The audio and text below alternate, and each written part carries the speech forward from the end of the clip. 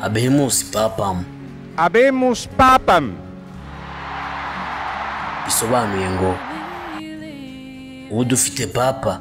Aya magambo twese niyo twari dutegereje nyuma y'iminsi 2 yari igiye kurangira hari kuba amatora ya papa mushya ugiye gusimbura Papa Francis.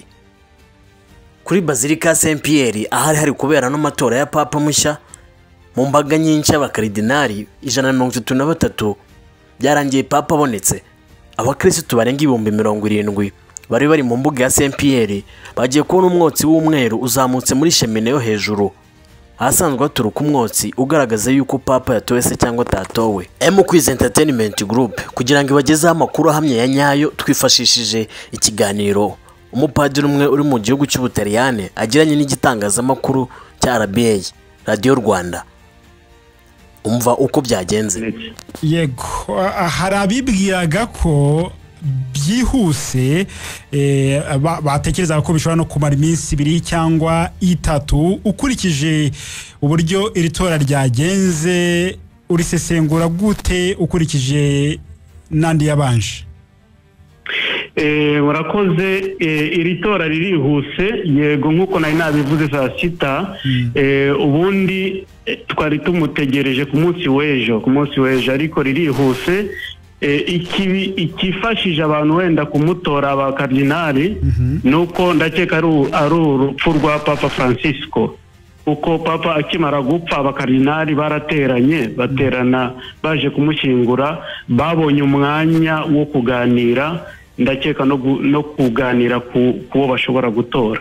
Nicyo cyabafashije kuba uyu bamutoye ku itora rya 4 kuko batangiye ejo baratora, uyu munsi mu gitondo batoye 2, noneho nyuma ya saa 6 batoye 1 ku itora rya 4 nibwo tubonye papa mushya. Yego bagendera kuki mu gutora papa noneho?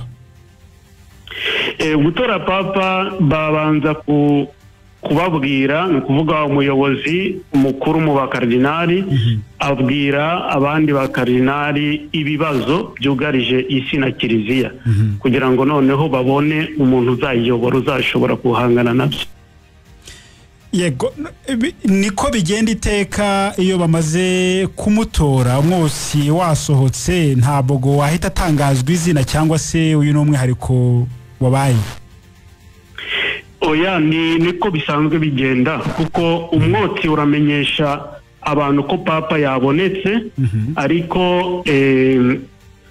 arabanza agategurwa kuko hari imyenda agomba kwambara, ahabwa umwanya wo kujya gusenga no kuzirikana kuri ubwo murimo mukuru ahawe, hanyuma yamara kuva aho ngaho nibwo aza kugaragara imbere y'abakristo. Hanyuma na protokole nk'ubu ngubu turi kuvugana bamaze gutegura, urabona papa ni umuyobozi wa kiliziya ariko ni n'umuyobozi wa Vatikani nk'igihugu. Uvuga barimo gutegura protokole, abasirikare ni kuvuga bayita aba karabinieri inaha, aba garde suisse barimo kwishyira mu myanya, gufata imyanya imbere ya bazilike kugira ngo noneho papa naza babone kumwakira nk'abasirikare wenda bamucungira umutekano. Izo protokole rero zirafata nk'isaha, ubu turategereje ko mu kanya gatoya turi bumumenye. Arahirira inshingano ze? Oya aremera kuyobora kiliziya, ntabwo arahira. Papa ntabwo arahira. Ubwo bivuze ko nubundi bikorwa kuri uyu mugoroba birimo gusohoka kuri balcon ya Basilica ndetse n'ibindi bikorwa nyuma byose birangira ejo. Nta mihangwe haba nk'uko umukuru w'igihugu watowe haba ibirori byo kumurahiza, nta kindi kihaba, biba birangiye ahita atangira inshingano. Nta kindi kintu igiteganyijwe, ni ukuvuga papa akimara kwemera ko yatowe, ubwo ngubwo ubu kiliziya iriya minsi yo kuvuga ngo kiliziya nta papi ifite cyarangiye. Ubu umuyobozi wa kiliziya arahari, icyo agiye gukora ni ukumwereka abakristo, abaturage bahari, hanyuma igiteganyijwe namara kuvuga ijambo rya nyuma n'izina yafashe turateganya ko ku cyumweru kuko ibyo ategetswe agomba gusoma misa ebyiri z'ingenzi ku cyumweru agomba gusoma misa imwe hano kuri Saint Pierre ayisomera. Saint Pierre ni ihagarariye isi yose, hanyuma indi misa akazayisoma kuri katedrale kuri bazilike ya Mutagatifu Yohani imushyira mu nshingano nka umwepiskopi wa Roma. Ibyo nibyo bintu bibiri bizakurikira, naho ubundi byarangiye dufite papa. Izina yitwa arihitamo akimara kwemezwa cyangwa akimara gutorwa, bivuze ko abakardino bose barimo gutorwamo papa baba bafite izina bateguye bashobora kuzitwa, cyangwa iyi minota n'ubundi cyangwa itegerejwe haba harimo no kwiga ku izina ari buhitemo? Byombi birashoboka. Ashobora kuba yariteguye kuko izina rye riba ari porogaramu y'ubutumwa azakora, hanyuma ashobora kuritegura, ashobora no kurifata akimara kwemezwa ko yatowe. Byombi birashoboka. Yego Padi, wenda mu kanya turamenya neza watorewe kuba umushumba mukuru wa Kiliziya Gatolika mu isi, tumenye izina rye, ariko nakahe kazi kamutegereje mu by'ukuri ukurikije uko Kiliziya Gatolika ihagaze muri iki gihe?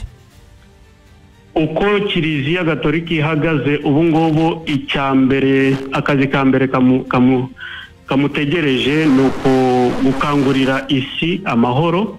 Nicyo kintu cya mbere, kubera ibibazo biri mu burasirazuba bw'Uburayi, muri Ukraine, muri Israel. Icya kabiri ni ubumwe bw'abakristu batuye mu migabane itandukanye. Nibyo bintu bibiri by'ingenzi navuga bitegereje papa mushyashya. Yego, abakardinali mu biganiro bagiranye mbere, wenda hari n'ibyo bagiye batangaza, hari uguhishurirwa cyangwa se guhabaga umurongo nk'uwo kugira ngo no guhitamo bazahitemo bakurikije ibibazo biri mu isi. Bakurikije ibibazo biri mu isi, bavugaga uwari usanzwe ari secrétaire d'État ni Parolin Umutaliyani, kuko niwe wari uri gukurikira ibibazo biri mu burasirazuba bw'Uburayi. Ariko iyi myaka irangiye itwereka ko ijuru riradutungura rikaduha umuntu tutari dutegereje. Yego, nk'ubu ngubu hari abakristo, wenda tunasoza, bari hariya kuri bazilika ya Saint Pierre bategereje nyine no kumenya papa mushya, izina rye, bahita bataha cyangwa hari n'abahamara igihe, Padi? Ubundi nicyo kintu gisigaye, kumenya papa watowe. Ubundi nta kindi kintu, abashatse bataha kuko ibikorwa birangiye. Ariko kubera ko turi mu mwaka wa yubile, abantu barakomeza gusura bazilika Mutagatifu Petero no gusura Roma muri rusange, kuko hari abaturiste benshi cyane, ariko n'abakristo bari baje muri gahunda ya yubile.